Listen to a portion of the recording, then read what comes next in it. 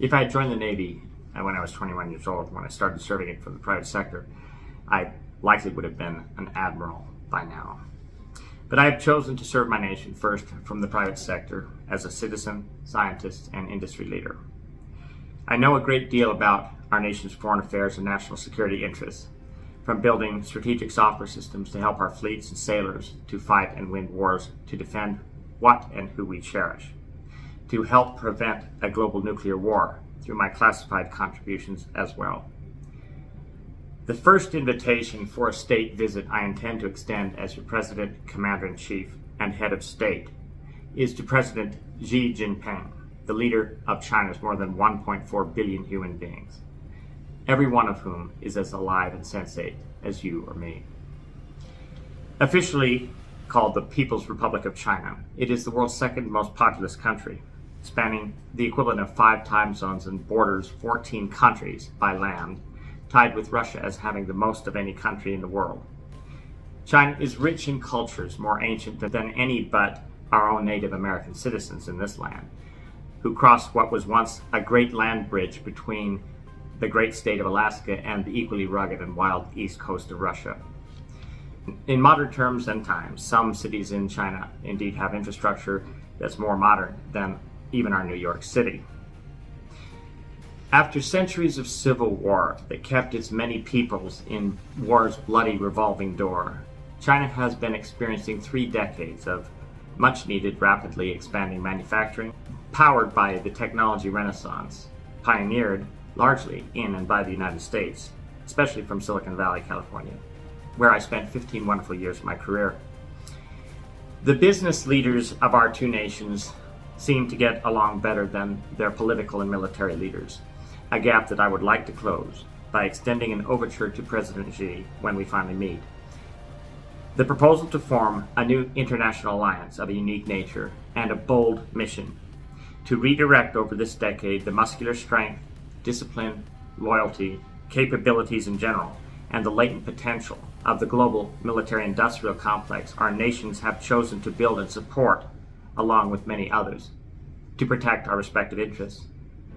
Were I meeting with President Xi tomorrow, my agenda for a meeting at Camp David would cover the following topics, in addition to any Xi may propose and I accept for inclusion in my invitation. He, of course, may lead the agenda upon his invitation to me, to his nation, as is customary and polite. But number 1, partnership. The objectives of a U.S.-China relationship. My assertion shall be that our commonalities as modern nations, mature enough as we are, shall be to ensure our governments prioritize shared aspirations prior and over shared fears. Aspirations over fears, my fellow citizens. 2, prosperity. That prioritization for both nations means that true open and free commerce, free trade that flourishes for all times to come across this vast half-planet-sized ocean, be what its name means, the Pacific, the peaceful sea. We must focus our nation's treasure on missions other than the revolving door of war. 3, protection. All great nations have geostrategic interests in their citizens' happiness and well-being. First, homeland territories second, the bountiful resources from them third. Fourth, routes of free trade and government and industry trade secrets. Fifth, these we protect at immense cost. If in this decade we can shift our vital and enduring missions for our military might to fight battles of the harshening climate, rogue nations that choose to disregard peaceful international order, and most interestingly, new threats from above, with our growing knowledge of the sciences of our fragile planet and our blessed biosphere, even our bodies as demonstrated by the harsh teacher named COVID, regardless of its genesis, we know that it killed indiscriminately. Any party creating such biological agents for harming nations' peoples is guilty of treason and genocide in one or both nations. We can share that perspective, I believe, with China. At least make progress on that understanding.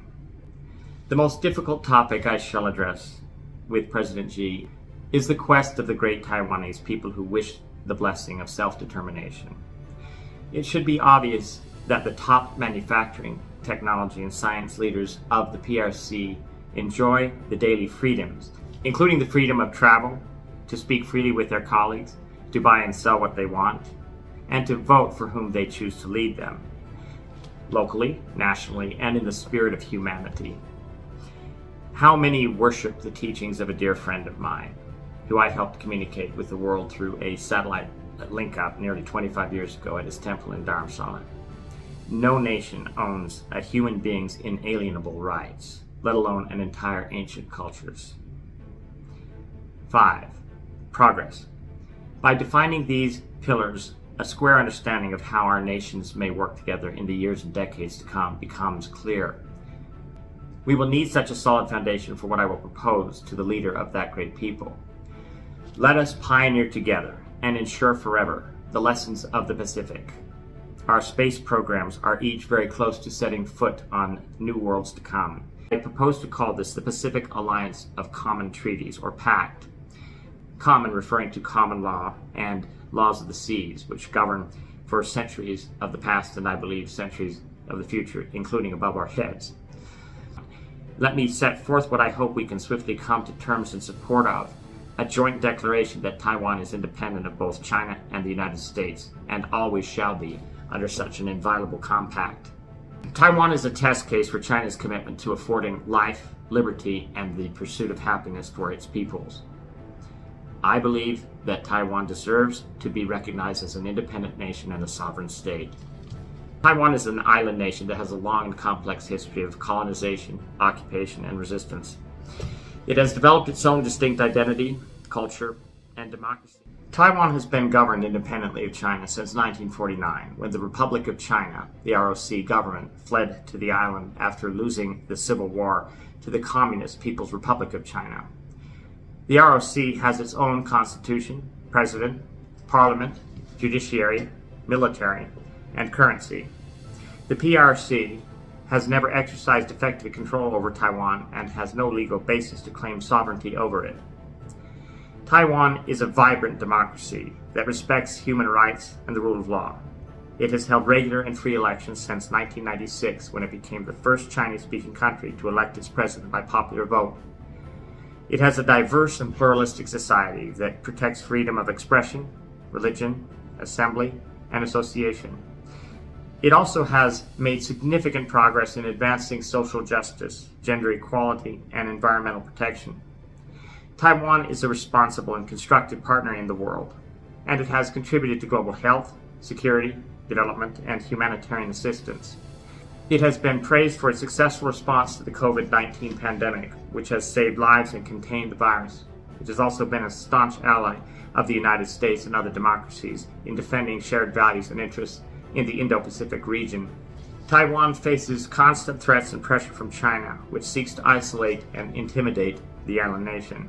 China has vowed to unify Taiwan with the mainland by force if necessary. It has ramped up its military activities near the island, including by flying fighter jets and warships across the median line of the Taiwan Strait. It has also used its economic and diplomatic clout to coerce other countries not to recognize or engage with Taiwan.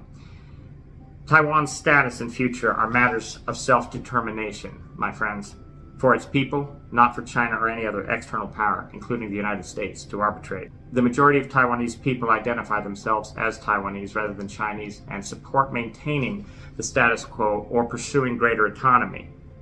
They reject Beijing's One China principle and its 1992 consensus formula, which are designed to undermine Taiwan's sovereignty and democracy as a great people.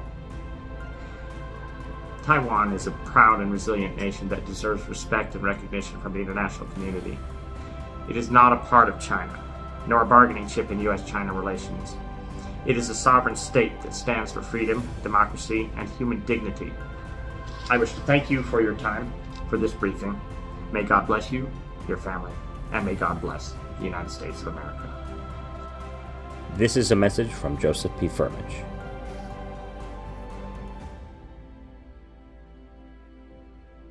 On this Independence Day, the 247th birthday of our great nation, I thought it was an opportune moment to share with you my perspectives on our nation's birthday, its meaning and relevance especially given the priorities that we all have to work on together in the coming presidential term ahead.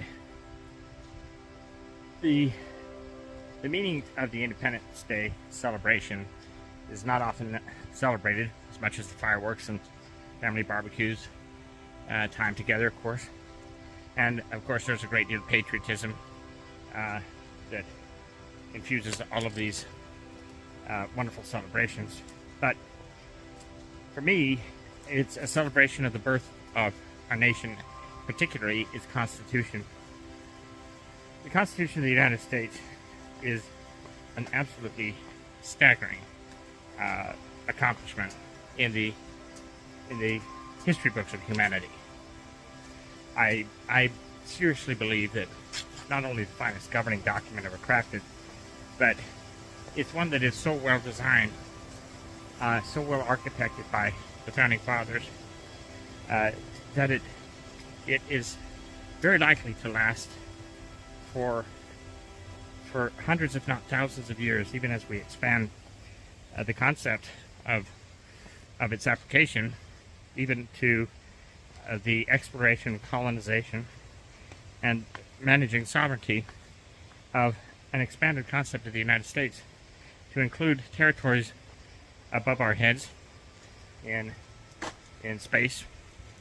The planetary colonization effort has just commenced, tiptoeing in the waters, you might say.